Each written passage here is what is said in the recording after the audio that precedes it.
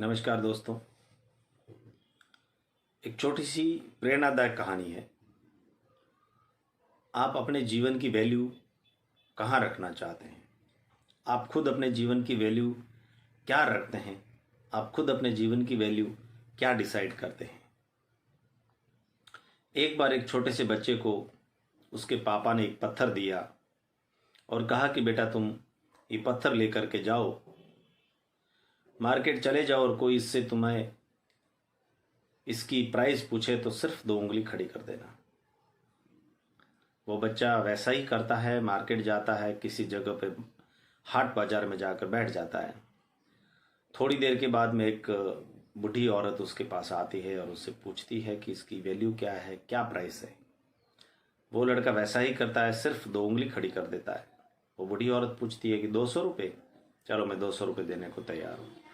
वह लड़का वापस अपने फादर के पास जाता है और बोलता है कि पापा, एक बूढ़ी औरत आई थी और उसने 200 रुपये इस पत्थर के बोले।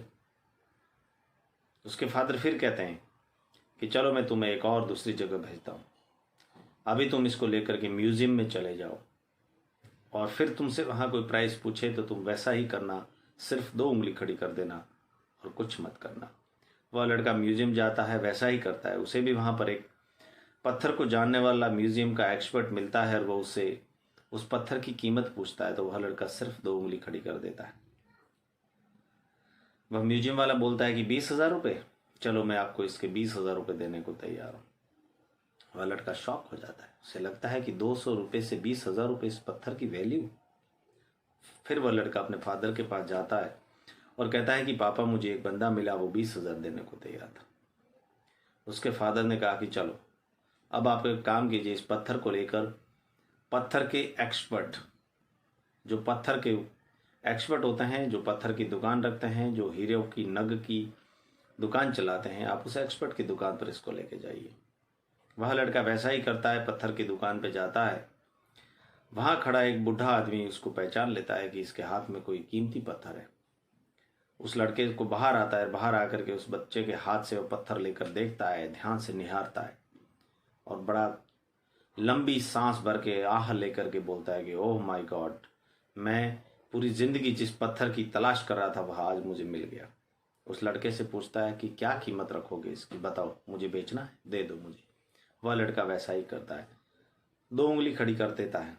वह इंसान कहता है 2 लाख रुपए? चलो मैं 2 लाख रुपए देता हूँ, ये पत्थर मुझे आप दे दो। वह लड़का शॉक होकर के, एक्साइटेड होकर के अपने फादर के पास जाता है, बोलता है कि पापा एक बंदा मुझे मिला वहाँ पे, वो मुझे 2 लाख रुपए देने को तैयार था।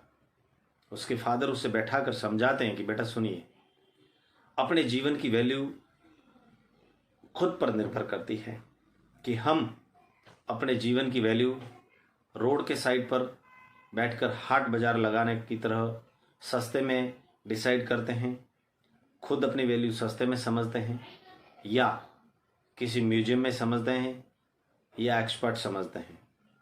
हम अपनी कद्र, हम अपनी वैल्यू खुद क्या डिसाइड करते हैं, उसी पे निर्भर करता है। और यह ज़माना भी हमें उसी रूप में देखता है जिस रूप में हम खुद को देखना चाहते हैं।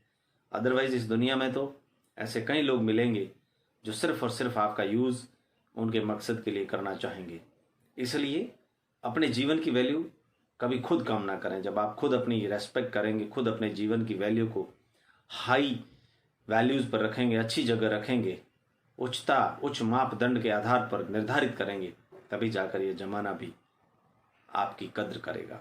धन्यवाद।